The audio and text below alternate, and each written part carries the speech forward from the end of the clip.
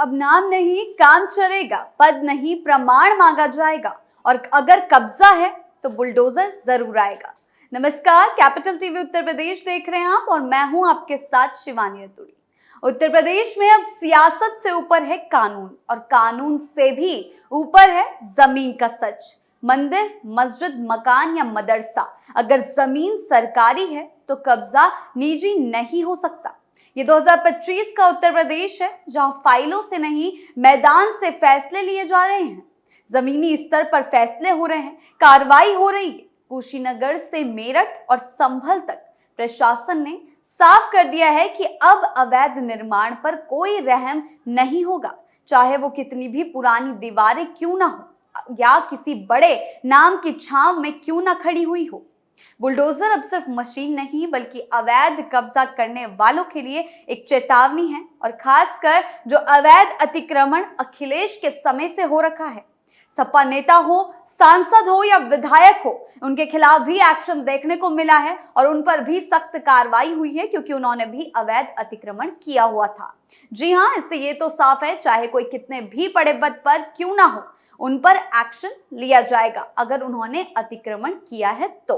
क्या कुछ चल रहा है एक्शन के तहत, आइए जानते हैं विस्तार से। अवैध कब्जों पर प्रशासन की सख्ती। उत्तर प्रदेश में अब तस्वीर बिल्कुल साफ है, चाहे कोई भी हो, कितना भी रसूख वाला हो, किसी पार्टी से जुड़ा हो या कितने सालों से किसी भी जमीन पर कब्जा जमाए बैठा हो, अगर कब्जा अवैध है तो अब बचना मुश्किल है। योगी आदित्यनाथ की सरकार ने साफ कर दिया है कि कानून से बड़ा कोई नहीं, और जो भी जमीन सरकार की है, सरकारी है, ग्राम सभा की है, बंजर है या किसी सार्वजनिक हित के लिए सुरक्षित रखी गई है, उस पर किसी तरह का अवैध निर्माण या कब्जा कतई बर्दाश्त नहीं किया जाएगा। ताजा मामलों में कुशीनगर, मेरठ और संभल जैसे जिलों में बुलडोजर की गूंज ने ये संदेश साफ कर दिया है कि उत्तर प्रदेश में अब सिर्फ कानून की ही चलेगी। कुशीनगर जिले से शुरू करें तो यहाँ प्रशासन ने 2 मदरसों को चिन्हित किया है जो दशकों से सरकारी जमीन पर अवैध रूप से संचालित हो रहे थे। सबसे पहले बात करते हैं गौसिया फैजुल उलूम महिरवा मदरसे की।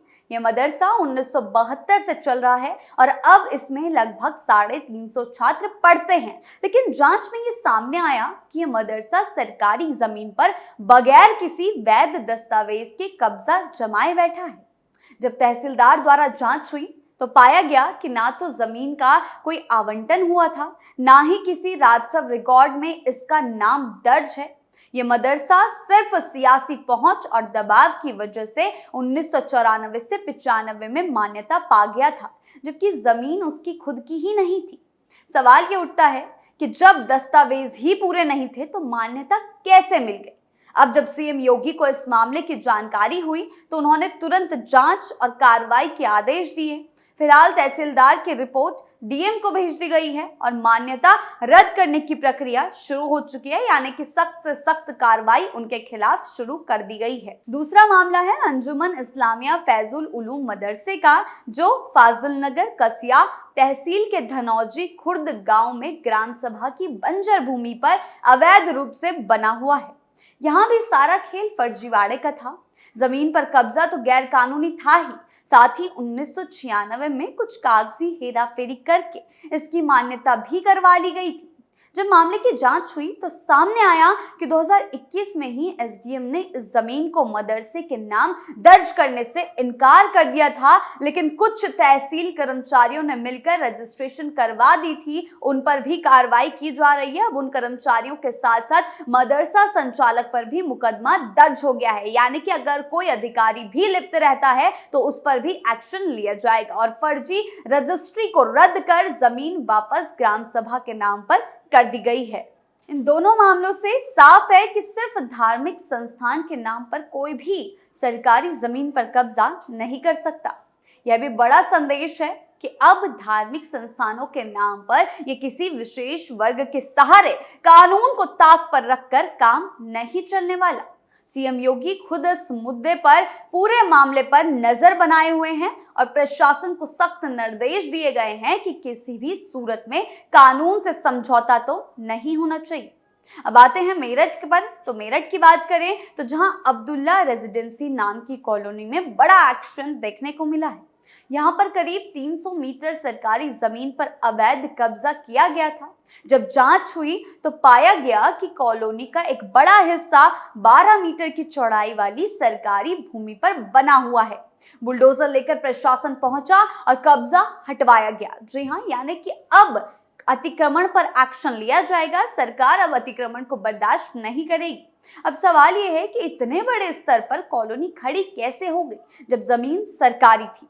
दरअसल कई बार ये देखा गया है कि पहले जमीन पर धीरे धीरे अवैध निर्माण शुरू होता है, फिर उस पर बिजली आती है, पानी होता है, जैसी सुविधाएं लगवा दी जाती है और धीरे धीरे लोग रहने भी लगते हैं। फिर प्रशासन जब कार्रवाई करने आता है तो कहा जाता है कि गरीब लोग रह रहे हैं, बच्चे स्कूल जा रहे हैं, महिलाएं कहां जाएंगी। लेकिन अब ऐसा नहीं चलेगा। मेरठ में हुई कार्रवाई इसका बड़ा उदाहरण है, बड़ा एग्जाम्पल है, क्योंकि इस तरह की कार्रवाइयों से ये साफ है कि अतिक्रमण के खिलाफ सरकार अब सख्त रुख अपनाए हुए है।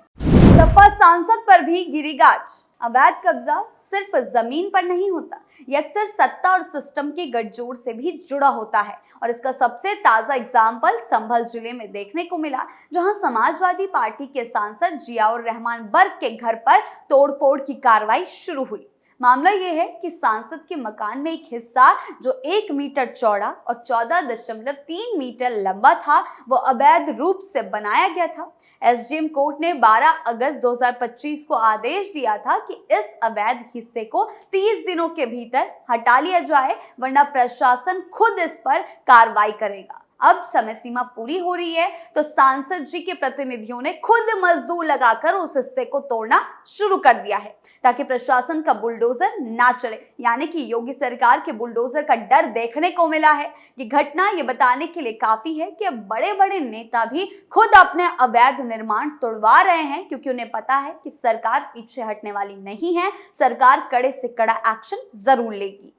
योगी सरकार का एक्शन मोड। इन सभी घटनाओं को एक साथ देखने पर जो सबसे बड़ी बात निकलकर सामने आती है वो ये है कि उत्तर प्रदेश में अब बुलडोजर राज सिर्फ एक नारा नहीं है, बल्कि हकीकत बन चुका है। ये कानून का वो चेहरा है जो दिखाता है कि राज्य अब ढीली नीति से नहीं बल्कि सख्ती से चलाया जा रहा है। यहाँ न सिर्फ अवैध निर्माण गिराया जा रहा है, बल्कि उसमें शामिल अफसरों, कर्मचारियों और नेताओं पर भी मुकदमा दर्ज हो रहा है। चाहे वो तहसील के कर्मचारी हों, मदरसा संचालक हों या फिर सांसद जैसे बड़े पद पर बैठे लोग, कानून की नजर में सब बराबर हैं। अगर किसी ने अतिक्रमण किया है तो उनके खिलाफ सख्त से सख्त कार्रवाई की जाएगी। ये भी ध्यान देने वाली बात है कि सिर्फ तोड़फोड़ करके ही प्रशासन नहीं रुक रहा, बल्कि सरकारी धन के दुरुपयोग की भी जांच की जा रही है। जैसे मदरसों के मामले में देखा गया कि अवैध कब्जे के बावजूद उन्हें सरकारी फंडिंग मिल रही थी।